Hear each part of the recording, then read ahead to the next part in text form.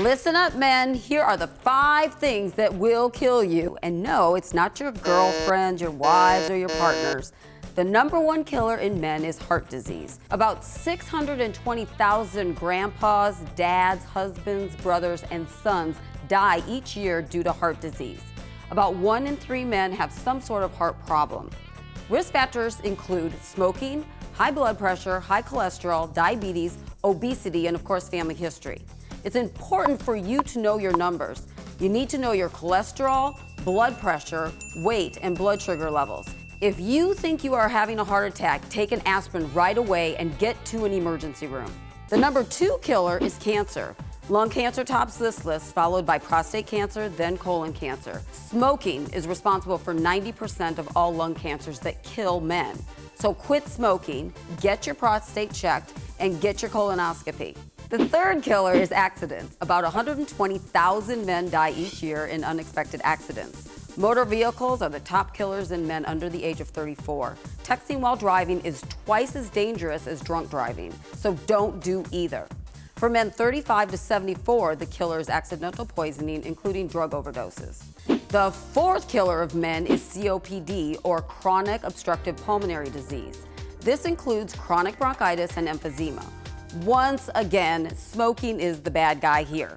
Men who smoke are 12 times more likely to die from COPD. Perhaps you are getting the message. Smoking kills. The 5th killer of men is stroke. Nearly 50,000 men die of a stroke, and not just older men. 1 in 14 strokes occur in men younger than 45. Men, if you notice, there's no mention of a wife causing death. In fact, study shows that men who are married actually live longer than single men. So a woman does a man good. Men, we the women of the world need you, and we need you healthy. So here's to all of the men out there. Happy Men's Health Month. Take care of you, and you will enjoy many more Father's Days. Dad, happy Father's Day. I love you.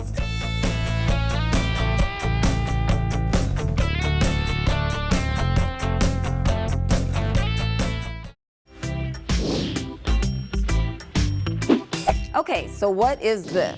A shot glass, right? No. This is the actual amount of sunscreen that an average person should be putting on their body 15 minutes before going outside. If you're larger than the average person, you may need to use 2 shot glasses. So why do you need sunscreen? The sun emits UVA and UVB rays, which are bad for the skin. The UVA leads to premature aging, wrinkles, and skin cancer. The UVB leads to sunburns and skin cancer. So which sunscreen should you use? Very easy answer. Any sunscreen that has titanium dioxide or zinc oxide. Also, you want to look at the SPF. You need an SPF of at least 30. Anything above an SPF of 30 is a waste of money. And make sure it says broad spectrum, which means it protects you from UVA and UVB. And remember, you need to apply your sunscreen every 2 hours or every time you come out of the water, or if you're sweating a lot. Unless you use a waterproof sunscreen, then you need to reapply it every 90 minutes. You know, some of the most popular sunscreens are actually the ones you need to stay away from. They have an ingredient, oxybenzoin, in them, which gets absorbed into the body. The effects of oxybenzoin are controversial, and I would stay away from anything controversial, especially in children. And you know, the spray-on sunscreens, they may be fast and easy, but the fumes can be dangerous, and it's hard to tell if you're applying enough. And remember, the best protection is to stay covered up, wear a hat, stay in the shade, and don't forget your sunscreen.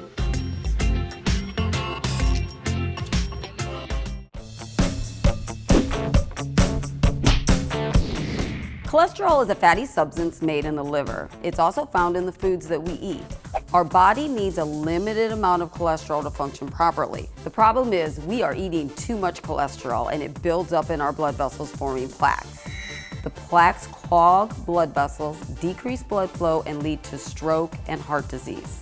There are 4 numbers you should know when you get your cholesterol checked. Total cholesterol, you want it to be less than 200. LDL cholesterol, it is the bad cholesterol because it makes up the plaques that clog our arteries. LDL cholesterol should be less than 100. HDL cholesterol, this is the good cholesterol because it gets rid of all of the bad LDL cholesterol. You want your HDL cholesterol to be higher than 40. Then there's the ugly, triglycerides.